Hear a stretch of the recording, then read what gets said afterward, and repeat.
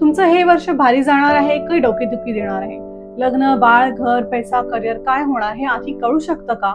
हो, ते लपलेलं असतं तुमच्या पर्सनल इयर नंबरमध्ये. न्यूमरोलॉजीनुसार प्रत्येक वर्ष सगळ्यांसाठी सारखं नसतं. प्रत्येकासाठी दरवर्षी वेगळी एनर्जी चालू असते. म्हणजे कोणासाठी ग्रोथ इयर असतं, कोणासाठी स्ट्रगल इयर असतं, कोणासाठी मॅरेज इयर असतं, कोणासाठी लर्निंग इयर असतं. हा नवीन विचार नाहीये. प्रत्येक काळाची एक स्वतःची क्वालिटी असते. योग्य वेळ आली तर ग्रोथ फास्ट होते. पर्सनल इयर नंबर कसा काढायचा? आता एक आपण उदाहरण घेऊया. जर तुमचा वाढदिवस 14 ऑगस्ट 1990 असेल, म्हणजे हे चालू वर्ष आहे 2026, तर डेट 14 म्हणजे 1 प्लस 4 5 झाले. महिना 8 म्हणजे ऑगस्ट म्हणजे 8 झाला. वर्ष 2026 2 प्लस 2 प्लस 6 टोटल 10 म्हणजे 1. म्हणजे ह्या तिघांची टोटल केली 5, 8 आणि 1 ची, तर टोटल येते 14 आणि 14 ला सिंगल डिजिट मध्ये कन्वर्ट केलं तर 1 प्लस 4 5 होतं. म्हणजे तुमचा 2026 चा पर्सनल इयर नंबर आहे 5. आता 5 म्हणजे काय? 5 म्हणजे बुध, मर्क्युरी.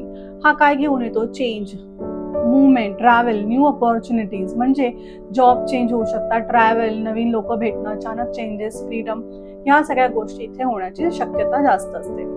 पण इथे एक ट्विस्ट आहे. फक्त पर्सनल इयर पाहायचं नसतं, तो तुमच्या मुलांक आणि भाग्यांक सोबत जुळतो आहे का ते पण पाहायचं असतं. आपण एक उदाहरण पाहूया. जर तुमचा मुलांक 2 आहे आणि तुमचं पर्सनल इयर 4 आहे, तर 2 आणि 4 म्हणजे मून आणि राहू ही एनर्जी येईल. या वर्षी तुम्हाला जास्त करून over thinking, loneliness, mental pressure, depression, mood swing, emotional low feel होऊ शकतो आणि तुम्हाला तुमचा यश मिळवण्यासाठी खूप स्ट्रगल करू शकतात.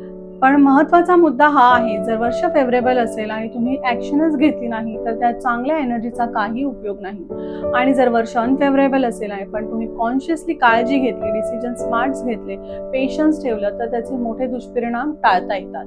म्हणजे काय? पर्सनल इयर नंबर फक्त भविष्य सांगत नाही, तर तो तुम्हाला डिरेक्शन देतो. कधी स्पीड घ्यायची, कधी थांबायचं, कधी प्लॅन करायचं आणि कधी रिस्क घ्यायचं, हे समजलं तर यश आणि आनंद लवकर मिळू शकतो. याचा उपयोग आपल्याला कशासाठी होतो? आपण जेव्हा प्लॅनिंग करतो, कधी लग्न करायचं, बाळ कधी करायचंय, घर घ्यायचं असेल, करिअर स्विच करायचं असेल, स्टडी, बिझनेस, या हे सर्व प्लॅनिंग करताना आपल्याला पर्सनल इयर नंबर प्रेडिक्शनचा खूप उपयोग होतो.